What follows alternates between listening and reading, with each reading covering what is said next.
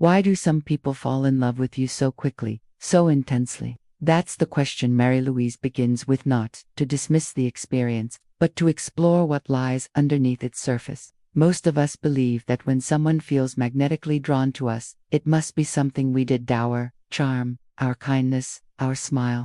But Marie-Louise saw it differently. She believed that the roots of attraction are not found in the visible world, but in the invisible one, the world of symbols, of hidden memory, of the unconscious psyche. When someone looks at you and feels instantly connected, it might not be because of who you are. It may be because, in that moment, you awaken something in them, a forgotten feeling, a buried longing, or a piece of their own soul they have not yet met.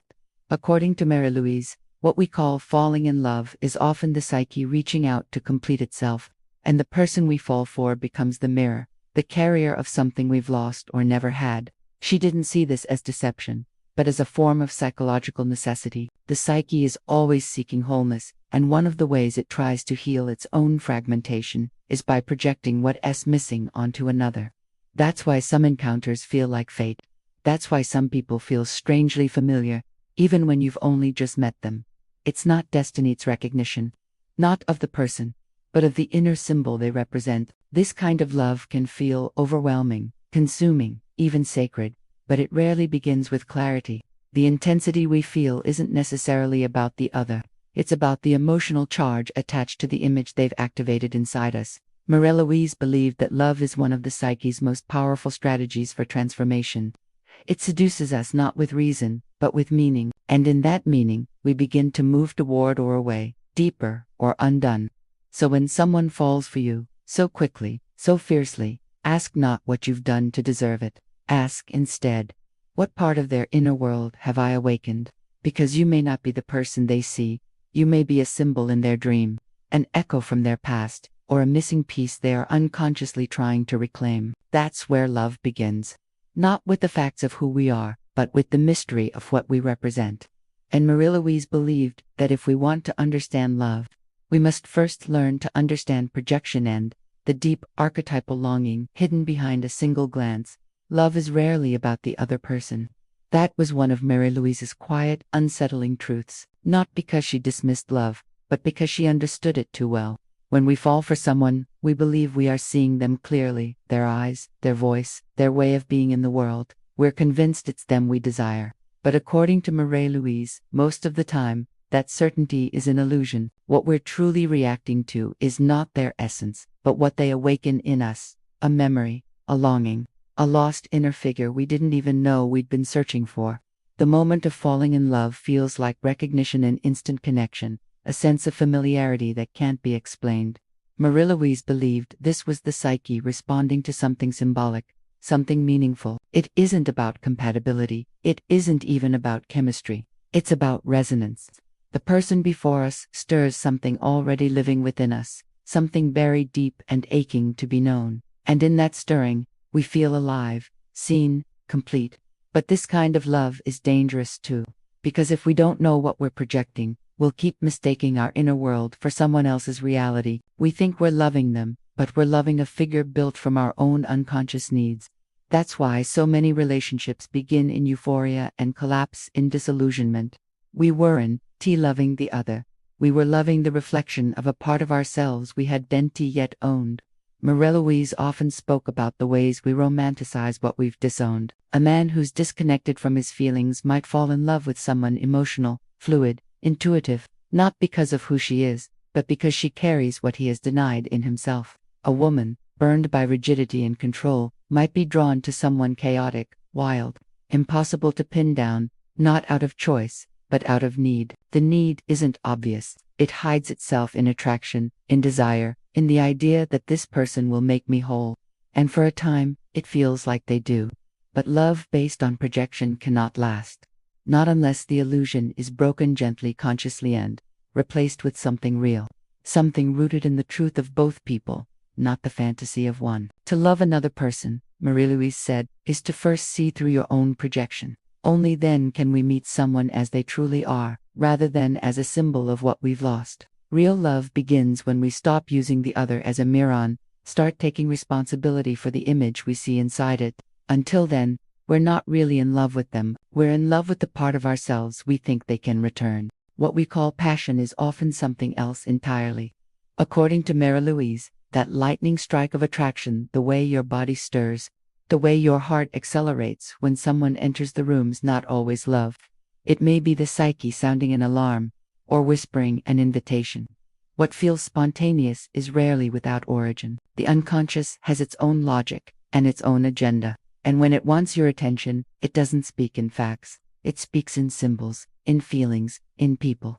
Marie-Louise believed that many of the people we're drawn to are not coincidences, they're messengers.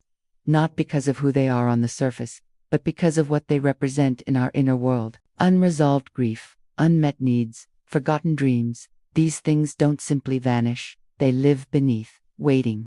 And when someone walks into your life carrying a faint resemblance to what you've buried, the psyche reacts. Sometimes with longing, sometimes with obsession, sometimes with love that feels too big to explain. The intensity of attraction, Marie-Louise said, is often a measure of our own fragmentation. The more we've disowned a part of ourselves, the more powerful the pull towards someone who seems to carry it. This is not romantic fetish, psychological magnetism, and it is not always kind, because we don't just seek wholeness. We often chase what hurt us, or what we could never grasp. The psyche doesn't care if it's safe, it cares if it's meaningful. Attraction, then, becomes a form of communication. When someone shakes us, moves us, unsettles us, the question is not why them, but what part of me have they activated? Marie-Louise encouraged us to look beneath the story of romance and into the architecture of the soul. There, she said, we'll find patterns, sometimes inherited, sometimes shaped in childhood, often unconscious. And those patterns are not passive. They seek completion, and they do it by pulling us into relationships that mirror what's missing. This doesn't mean all attraction is false. It means that, until we become conscious of the deeper forces at play, we're often not choosing, we're being chosen by something within us. The feeling is real, but the source is ancient. And if we don't pause to question it, we may walk directly into a lesson disguised as love. Marie-Louise never dismissed romance, but she did insist we look at it with clearer eyes. To her, love wasn't just an emotion, it was a psychic event. And those who entered our lives with force and fire, they were rarely strangers. They were symbols, mirrors, keys, and if we paid attention, they could show us not only who we love but what in ourselves was still waiting to be seen. Marie-Louise spoke of projection not as a flaw in human love, but as its haunting core. She described it as a quiet trick of the psyche way. The mind casts its inner images onto others without our permission. When we fall in love, we like to believe we're seeing someone clearly. Their smile, their voice, their story, but often, we're not seeing them at all. We're re-seeing a part of ourselves reflected back through their presence, on inner figure we didn't know we carried, suddenly awakened and walking in front of us. Projection feels like recognition. It feels like fate. As if you've finally found someone who fits. But Marie-Louise would caution, what you've found may not be a person, it may be a mirror. You are not just drawn to who they are, but to what they represent, a trait you long for, a quality you've repressed, or a wound that still whispers in the dark. And that resonance, that spark, is not proof of destiny. It is proof of unfinished work. This is why some connections feel too big, too fast, why you feel like you've known them forever after a single hour. It's not time that binds you, it's memory. Not memory of them, but memory of yourself. An unconscious memory stirred by something symbolic in their being. And in that stirring, you believe you've found love. But Marie-Louise would ask, is it love? Or is it longing wrapped in projection? The danger of projection is not just that it's inaccurate, it's that it feels real. And because it feels real, we trust it. We build on it. We give ourselves to it. But when the other person begins to show who they really are, when they step outside the lines of our fantasy, the spell begins to break. The same qualities that once felt divine now feel dissonant. The intimacy collapses, not because they changed, but because they were never who we imagined them to be. Marie-Louise believed that true intimacy cannot begin until projection ends, until we withdraw the image we've placed upon the other and really see them for who they are, not who we needed them to be. Only then can love become real. Until then, it is performance, not of deception, but of unconscious hope. Hope that the other might carry the part of us we have lost. and return it to us with a kiss. So when you fall in love, she would say, ask not only who is this person, but who in me are they waking up? Because the answer to that question is often the real beginning not of romance, but of self-discovery disguised as desire. According to Marie-Louise, the first reason someone might fall in love with you has little to do with who you are on the surface. It's not about your voice or your presence or the way you laugh in crowded rooms. It's about what you represent, what you awaken in them without even trying. You become the living symbol of something they have forgotten, or something they've never fully allowed themselves to become, and so they feel pulled to you. Not because of you, exactly, but because of what is missing in themselves. We all carry unlived parts, fragments of personality that were once pushed aside to survive childhood, to meet expectations, to belong. A man raised to be strong and controlled might silence his softness. A woman taught to be pleasing may hide her rage. These buried qualities do not disappear. They linger in the unconscious, waiting for a form, a figure, someone outside of us to carry what we've denied within. When that person appears, the attraction is instant, electric.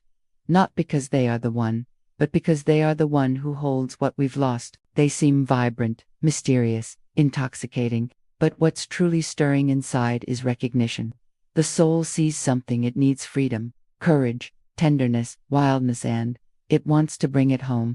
And so, we reach for the other, believing we want them, when in truth, we want what they mirror. Marie-Louise understood this dynamic as more than simple fascination. It is a kind of longing that comes from deep within the psyche. To fall in love, in this sense, is to reach for completion. But if we're unconscious of this, the relationship quickly becomes unbalanced. We idealize the other. We place them on a pedestal. We need them not for connection, but for access to a part of ourselves we don't know how to claim. This is why relationships born of this type of attraction often carry intensity on fragility. The more someone represents what we lack, the more we depend on them to keep that energy alive. But people are not containers for our unlived lives. They are human, flawed, and eventually, their humanity disrupts the fantasy. The very qualities we once worshipped now feel dangerous, overwhelming, or disappointing. The magic fades, not because the love wasn't real, but because it was never about them in the first place. Marie-Louise didn't see this as a failure, but as a mirror.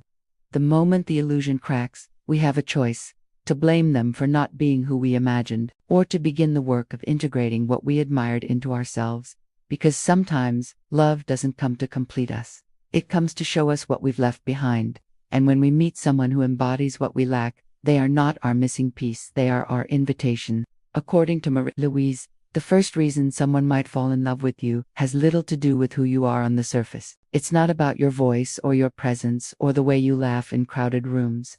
It's about what you represent, what you awaken in them, without even trying. You become the living symbol of something they have forgotten, or something they've never fully allowed themselves to become. And so, they feel pulled to you. Not because of you, exactly, but because of what is missing in themselves. We all carry unlived parts, fragments of personality that were once pushed aside to survive childhood, to meet expectations, to belong. A man raised to be strong and controlled might silence his softness. A woman taught to be pleasing may hide her rage. These buried qualities do not disappear. They linger in the unconscious, waiting for a form, a figure, someone outside of us to carry what we've denied within. When that person appears, the attraction is instant, electric, not because they are the one, but because they are the one who holds what we've lost. They seem vibrant, mysterious, intoxicating, but what's truly stirring inside is recognition. The soul sees something, it needs freedom, courage, tenderness, wildness, and it wants to bring it home. And so, we reach for the other, believing we want them, when in truth, we want what they mirror. Marie-Louise understood this dynamic as more than simple fascination. It is a kind of longing that comes from deep within the psyche. To fall in love, in this sense, is to reach for completion. But if we're unconscious of this, the relationship quickly becomes unbalanced. We idealize the other. We place them on a pedestal. We need them not for connection, but for access to a part of ourselves we don't know how to claim. This is why relationships born of this type of attraction often carry intensity and fragility. The more someone represents what we lack, the more we depend on them to keep that energy alive. But people are not containers for our unlived lives. They are human, flawed, and eventually, Their humanity disrupts the fantasy. The very qualities we once worshipped now feel dangerous, overwhelming, or disappointing. The magic fades, not because the love wasn't real, but because it was never about them in the first place. Marie-Louise didn't see this as a failure, but as a mirror the moment the illusion cracks. We have a choice: to blame them for not being who we imagined, or to begin the work of integrating what we admired into ourselves. Because sometimes, love doesn't come to complete us, it comes to show us what we've left behind. And when we meet someone who embodies what we lack, they are not our missing piece, they are our invitation. Marie-Louise often spoke of the anima and the animus not as ideas, but as living forces within the psyche. They are not preferences or personality types, but internal images, ancient, symbolic, and deeply charged. The anima is the inner feminine carried by a man, the animus, the inner masculine carried by a woman. And long before we fall in love with anyone in the outer world, we fall under the spell of these figures within. She described them as archetypal patterns shaped by personal experience, childhood impressions, cultural myths, and the collective unconscious.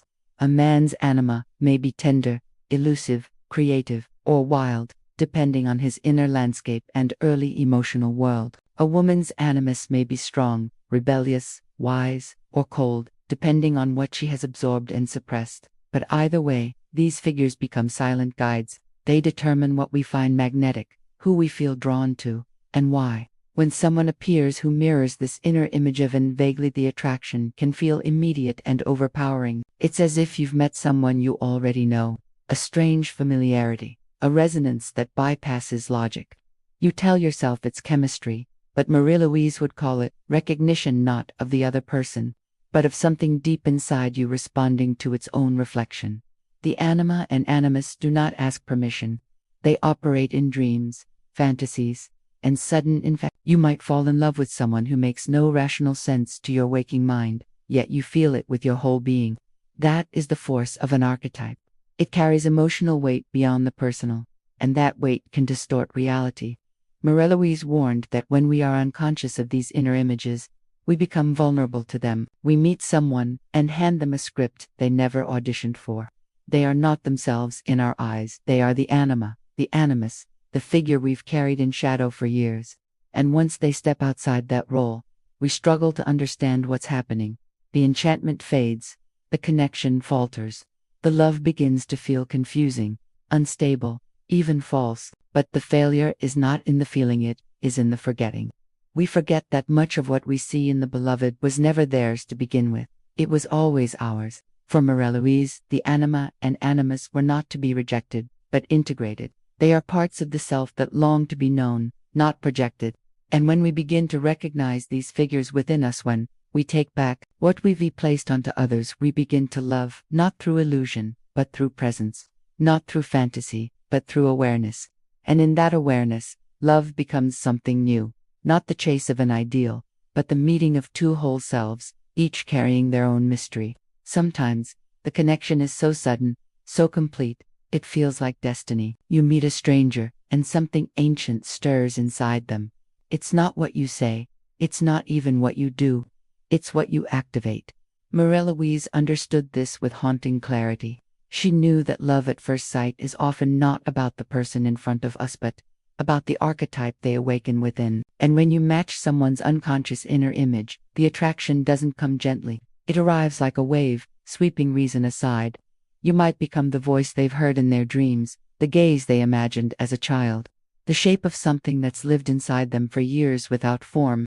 In their world, you aren't just someone they don't even really see you. They see the anima, if they are a man, or the animus, if they are a woman, the inner other, the ideal they've unknowingly sculpted from myth, memory, and longing. And for a while, you fit perfectly into that shape. This is why it can feel like soul recognition, like you've known each other before, like something sacred is happening. Marie-Louise wouldn't dismiss that feeling, but she would ask what's underneath it, because when the psyche projects an archetype, it projects not only desire, but destiny. And that projection is loaded. It carries centuries of symbolism. The feminine as muse, mother, enchantress, the masculine as savior, warrior, judge. You become not just a partner but a vessel for all of it. And that's when love becomes dangerous, not because it's false, but because it's inflated. You're no longer just yourself. You're walking inside someone's private mythology, and the moment you fall out of character, when you don't act the way their inner figure would, the illusion cracks, confusion sets in, disappointment follows, not because you changed, but because you never truly were what they imagined. Marie-Louise knew this was not a failure of love, it was a failure of consciousness. We love with symbols before we love with eyes. We reach for our own reflection before we can reach for the other. And when someone falls in love with you because you've awakened their inner archetype, what they truly want is not your life, your thoughts, your body, but the feeling you give them. The feeling of being close to something buried, something sacred, something lost. You are the key they didn't know they were searching for. And when you turn in the lock, the door they've been afraid to open swings wide. But you can't live in their inner temple forever. Sooner or later, you step down from the pedestal. And then, if the love is to survive, it must begin again, not with projection, but with presence, with the real meeting of two people, stripped of myth, and finally ready to see each other as they are. At first, it feels perfect. The connection, the flow, the sense that you've been seen in a way no one has ever seen you before. You feel chosen, understood, almost divine. But as Marie-Louise warned, what begins in enchantment often ends in erosion, not because the love was false, but because it was never built to carry the weight of reality. Projection, she said, can only sustain the illusion for so long. Eventually, your real self begins to slip through the cracks. And when it does, the person who once adored you may begin to pull away, confused by the sudden shift in feeling. It doesn't happen all at once. It's subtle at first. A moment where you don't respond the way their image expects. A reaction that doesn't fit the script. A truth you expressed that doesn't match the role they've assigned you. You stop being their mystery, their muse, their savior, their symbol. You become yourself. And for someone living in the grip of projection, that is deeply unsettling. Marie-Louise knew this moment well. She called it the collapse of the archetype, the breaking of the inner spell. The person who once seemed to complete them now seems to contradict them.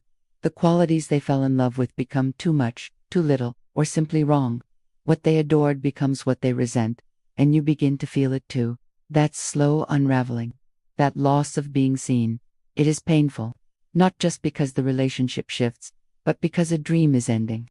For both of you, the fantasy that brought you together no longer holds, and now, the question becomes, can something real begin in its place? Most often, the answer is no. Because many people don't fall in love with others, they fall in love with their own unconscious images. And when those images no longer align, they don't know how to stay. Marie-Louise didn't judge this. She saw it as part of the psyche's learning, a painful, necessary disillusionment that forces us to confront the difference between who someone is and what they made us feel. But there is also a strange beauty in the breaking, because in that moment of collapse, something is revealed, not just about the other, but about yourself, what you hoped for, what you feared, what you projected. And if you're willing to see that clearly, you can begin the slow work of withdrawing the illusion, not with bitterness, but with grace. Then, love becomes something quieter, less grand, perhaps, but more true. Marie-Louise believed that the fading of the magic was not the end of love, but its threshold. And only by stepping through it can we hope to meet another, not as a carrier of our inner myth, but as a person standing whole in their own light. Heartbreak isn't the failure of love, it's the failure of illusion. Marie-Louise understood this with a kind of quiet reverence. To her, the end of a relationship was not the end of meaning, it was its unfolding. Love, in her view, was never meant to leave us unchanged. When it breaks something open. And what spills out is not just sorrow, but truth. The pain we feel isn't only about losing the other person, it's about losing the part of ourselves we thought we had finally found in them. She believed that love, especially the kind that undoes us, is one of the psyche's most powerful turning points. When someone leaves, or fails us, or no longer fits the shape we once gave them, the collapse is more than emotionally symbolic. We are forced to face the fact that what we were holding on to wasn't just a person. It was a projection, a dream, a forgotten part of the self that we had placed in their hands, hoping they would carry it back to us. And when they walk away, they don't just take their presence, they take our fantasy. And for a time, we feel hollow. Abandoned not by them, but by the image we had built around them. Marie-Louise saw this moment not as an ending, but as an initiation. A call to take back what we've given away. The strength we saw in them, the tenderness, the creativity, the passion, all of it was ours to begin with, but we didn't know how to live it, so we loved it in someone else. That's why heartbreak cuts so deep. It severs the tie between self and symbol. It strips the other of their mythic glow and returns them to earth. And in that return, we are left with ourselves bare, disoriented, and strangely awake. This is the turning point Marie-Louise spoke of, not the end of love, but the beginning of awareness. The moment when we stop chasing what we lack and begin the slow, sacred work of becoming it. The love that hurts the most is often the one that shows us the most. It teaches us what we've exiled in ourselves, what we fear to claim, what we ache to become, and in that sense, even the most painful love was never wasted.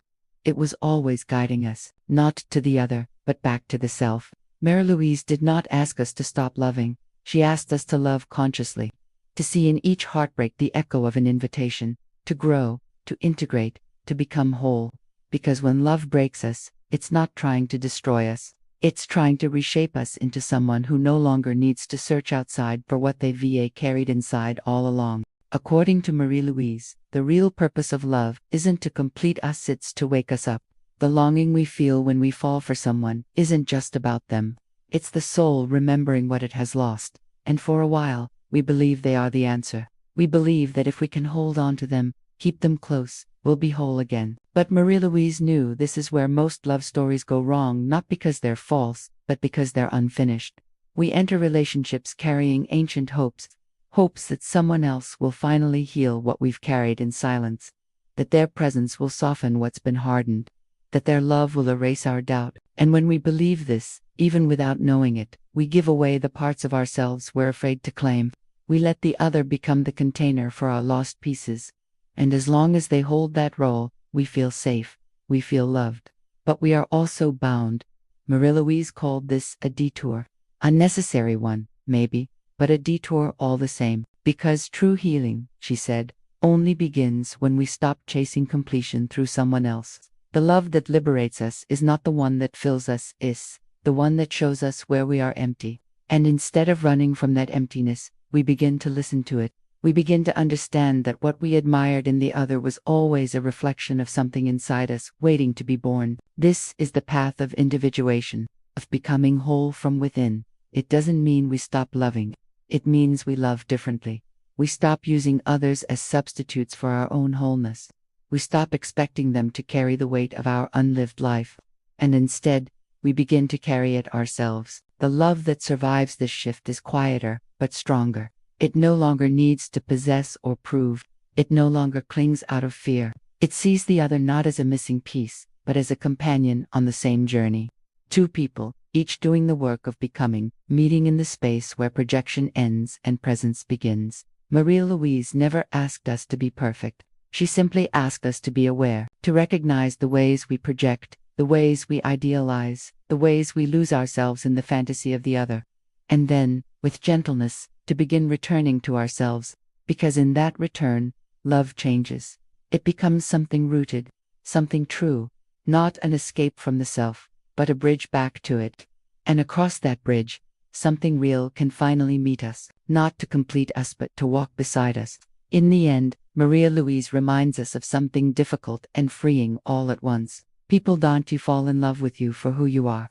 They fall in love with what you mean to them psychologically, symbolically, unconsciously. You are not just a person in their life. You are a mirror they didn't know they were looking for, a shape their inner world has been waiting to encounter, a symbol drawn not from logic, but from longing. To be loved this way feels profound. It feels like fate. But underneath the connection is a hidden story, one that was written long before you arrived. A story that lives in the other person's unconscious, filled with forgotten emotions, idealized images, and childhood impressions. And in that story, you play a role, maybe the healer, maybe the savior, maybe the one who finally sees them. But Marie-Louise knew the danger of being cast as a symbol. Eventually, the script runs out. And when it does, the person who once adored you may begin to withdraw, not because you've changed, but because the meaning they projected onto you no longer fits. You didn't ask to be a symbol. But the psyche doesn't wait for permission. It moves on instinct, seeking completion through those who trigger its hidden patterns. That's why you can feel so responsible for someone's feelings. Why you sense, even before they say it, that you're carrying something fragile and sacred for them. You are, but it was never yours to carry. Marie-Louise never saw this dynamic as failure. She saw it as a rite of passage for both the lover and the beloved. To be seen as more than you are is both a gift and a burden. It shows you your power, and then it strips it away. Because no one can live forever in the role they've been assigned by someone else's unconscious. Eventually, you will show your real face, your doubts, your needs, your imperfection, and the spell will break. But what remains after the spell is important. It is the beginning of truth, of a love that doesn't rely on symbols, but on shared reality. If the bond can survive that shift, it becomes something stronger. If not, you both walk away changed. Because even if the relationship ends, your presence mattered. You were not just loved, you were used by the psyche to reveal something deeper. You opened a door, you turned on a light, you awakened a sleeping part of someone's inner world. And that is no small thing. Marie-Louise believed that we meet each other for reasons far beyond the personal. Sometimes, we arrive in someone's life not to stay but to stir, to reflect, to disrupt, to guide. And in doing so, we don't just change their story, we fulfill a deeper one they didn't know they were living.